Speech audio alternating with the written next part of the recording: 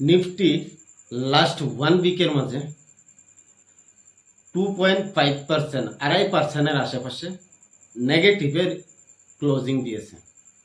যদি আমরা মিড ক্যাপের দিকে দেখি, লাস্ট এক সপ্তাহের মাঝে 4%-এর বেশি নেগেটিভের ক্লোজিং দিয়েছে। যদি আমরা স্মল ক্যাপ দেখি, স্মল ক্যাপ ইন্ডেক্স 4%-এর বেশি মাইনাসে ক্লোজিং দিয়েছে। কারণ কি?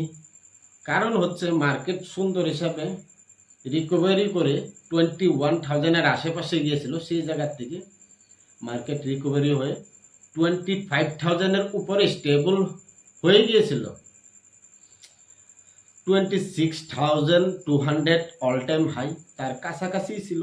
কিন্তু আমেরিকার থেকে, ইউএস থেকে একটা অ্যানাউন্সমেন্ট এসেছে ফার্মা সেক্টর নিয়ে।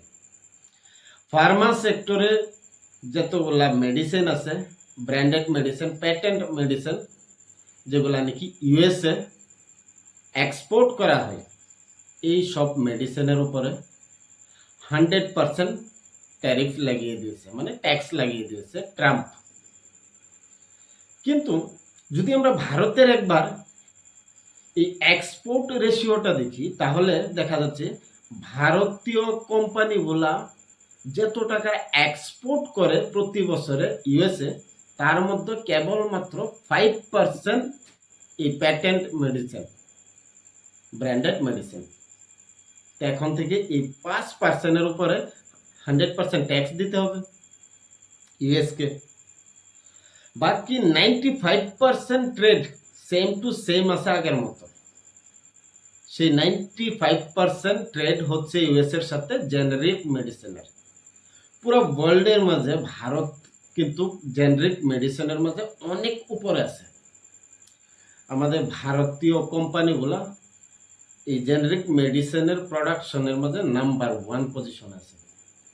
আর এই জেনারিক মেডিসিনের উপরে কোনো ধরনের ট্যাক্স ইনক্রিমেন্ট করা হয় না, ট্যারিফ ইনক্রিমেন্ট করা হয় না। তারপরেও মার্কেটে এটাকে রিঅ্যাকশন দিয়েছে নেগেটিভলি। এই কারণে লাস্ট 1-2 দিনের মধ্যে মার্কেট এতটুক নিচে গিয়েছে। অনেকের ধারণা, অনেকের মনে ভয়, আজকের দিনে প্যাটেন্ট মেডিসিনে ট্যারিফ বসাচ্ছে ইউএসএ, হয়তোবা সামনের দিকে জেনারিক মেডিসিনেও বসাবে। তো আমার একটা নিজস্ব ধারণা, ভারত অনেক বড় একটা প্লেয়ার হয় জেনারিক মেডিসিনের মাঝে, আর ইউএস এর মাঝে অনেক বড় একটা ডিল হয়, প্রতি বছর এক্সপোর্ট করে এই জেনারিক মেডিসিনের। সেই জায়গায় যদি বড় ধরনের ট্যারিফ আসে, তার ফলে সবচেয়ে বড় ক্ষতি হবে ইউএস এর। কারণ ইউএস এর সেই মেডিসিনগুলো রেট বেড়ে যাবে, ইনফ্লেশন কন্ট্রোলের বাইরে চলে যাবে। কারণ যে মেডিসিনটা আজকের দিনও এক্সাম্পল হিসাবে ধরুন 100 রুপিস আছে, সেটা এই ট্যারিফ যদি লাগিয়ে দেয়, 100% ট্যারিফ লাগিয়ে দেয় জেনারিক মেডিসিনে, সেটার দাম হয়ে যাবে, রেট হয়ে যাবে 200 রুপিস ইউএসএ। তার ফলে ইউএসএর ইকোনমিতে প্রবলেম আসবে। তো যদি এরকম হয় ভবিষ্যতে জেনারিক মেডিসিনের উপরেও যদি ট্যারিফ আসে, সেটা হচ্ছে পরের কথা। কিন্তু বর্তমান সময়ে এই যে প্যাটেন্ট মেডিসিনে উপরে আপনার 100% ট্যারিফ চলে আসছে, 1 অক্টোবর থেকে এটা লাগু হয়ে যাবে। তো এই প্যাটেন্ট মেডিসিনের যদি আমরা এক্সপোর্ট রেশিও দেখি, অনলি 5% ভারতের, বাকি 95% জেনারিক মেডিসিন এক্সপোর্ট করে, যেটার উপরে বর্তমান ট্যাক্স নাই, সেম আছে আগের মতো। তারপরেও মার্কেটে যদি দেখি, ফার্মা সেক্টরের অনেকগুলা কোম্পানি থেকে 4-5% পর্যন্ত কারেকশন হয়ে গেছে 1-2 দিনের মধ্যে। হয়তো বা সামনের দিকে আরো অনেক কারেকশন হবে। এই জায়গায় যদি আমি দেখি নিফটি ফার্মা ইন্ডেক্সে থাকা যেগুলা কোম্পানি আছে, নিফটি ফার্মাতে একবার দেখুন, অ্যাবট ইন্ডিয়া, জাইডুস, তারপর Mankind pharma, Torrent pharma, Ajanta pharma, Sun pharma industries, Biocon, Alkem lab, DBS lab, Gland pharma, Aurobindo pharma, Natco pharma, JB chemicals, Lupin, Glenmark, এই সবগুলা কোম্পানির যদি একবার আপনি এই জায়গায় আরওসিই দেখেন, আরওসিই মানে কি, রিটার্ন অন ক্যাপিটাল এমপ্লয়েড, কোম্পানির লোন অ্যামাউন্ট, ইকুইটি অ্যামাউন্ট সবগুলার উপরে কত টাকা কামাচ্ছে। তো যদি একবার আরওসি দেখেন 46% অ্যাবাউট ইন্ডিয়ার, জাইদুসের 24%, তার সাথে মাইনকান্ড ফার্মার অলমোস্ট 16%, টোরেন্ট ফার্মার 27। তো যদি আমরা দেখি 32, 26, 20, 20, 11, তারপর 14, 32, 25, মানে সবগুলা কোম্পানির আরওসি লাস্ট এক বছরের অনেক ভালো।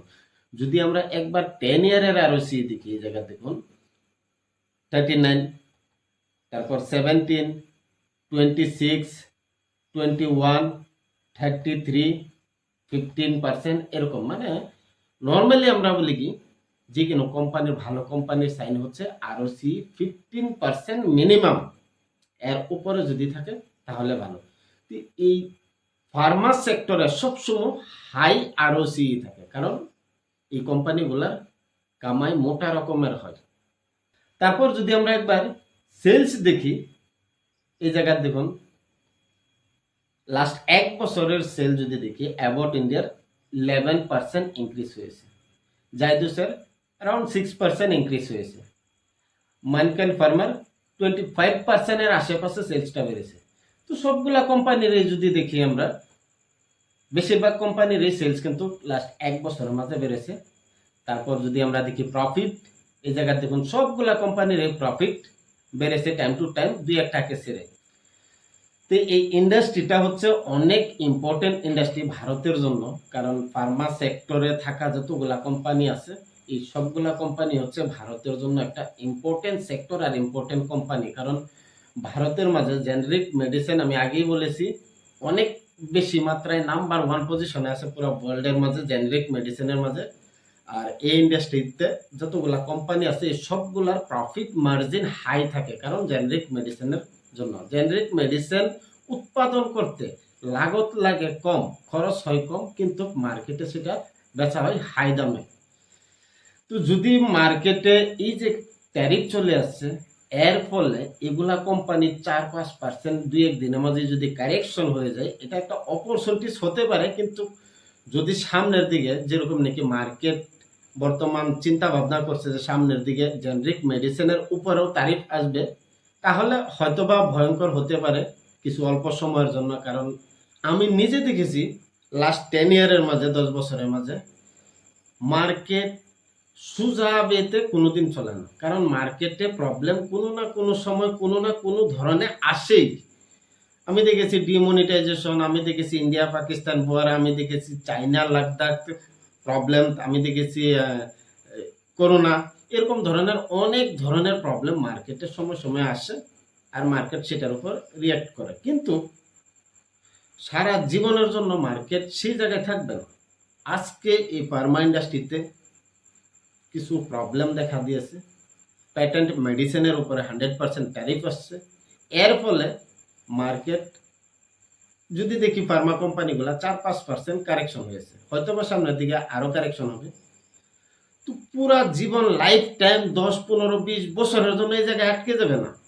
কারণ এই যে একটা কোম্পানি দেখুন অ্যাবাউট ইন্ডিয়া, এই জায়গায় দেখুন এই কোম্পানির মার্কেট ক্যাপ যদি দেখি আমি, তাহলে 63,197 করোড় মার্কেট ক্যাপ।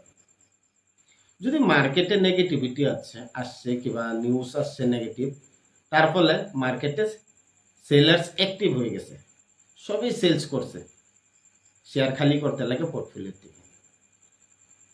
আচ্ছা একবার ভাবে দেখুন তো, এই 63,197 করোড় টাকার শেয়ার আপনার কাছে, আমার কাছে, প্রমোটারের কাছে, গভর্নমেন্টের কাছে, মিউচুয়াল ফান্ডের কাছে, এফআইএস এর কাছে আছে। সবাই যদি সেল করে দেয় তাহলে তো কোম্পানির ভ্যালু হয়ে যাবে জিরো। এরকম কি হবে কোনোদিন? কোনোদিনও হবে না। যতই নেগেটিভিটি আসুক, আপনি সেল করবেন, আমি সেল করব, ছোট ছোট রিটেলার যারা আছে তারা সেল করবে, কিন্তু প্রমোটার, এফআইএস, মিউচুয়াল ফান্ড তারা কিন্তু বসে থাকবে। আর অপরচুনিটি দেখে দেখে তারা কিন্তু রিবাই করবে। যদিও উপরে সেল করেছিল, নিচে কালেক্ট করবে। যদিও পোর্টফোলিওতে তাদের বড় একটা হোল্ডিং আছে এগুলা কোম্পানির, তারপরও আরো অল্প অ্যাড করবে পোর্টফোলিওতে।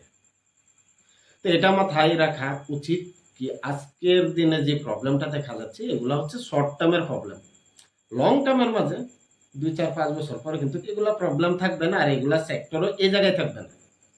একবার এই জায়গায় দেখুন, অল এএমসি সিলেক্ট করে দিয়েছি আমি, ক্যাটাগরির মাঝে স্মল ক্যাপ রেখেছি, টাইম পিরিয়ডটা আমি 10 ইয়ার সিলেক্ট করে নিয়েছি, এই জায়গায় অ্যামাউন্ট 5000।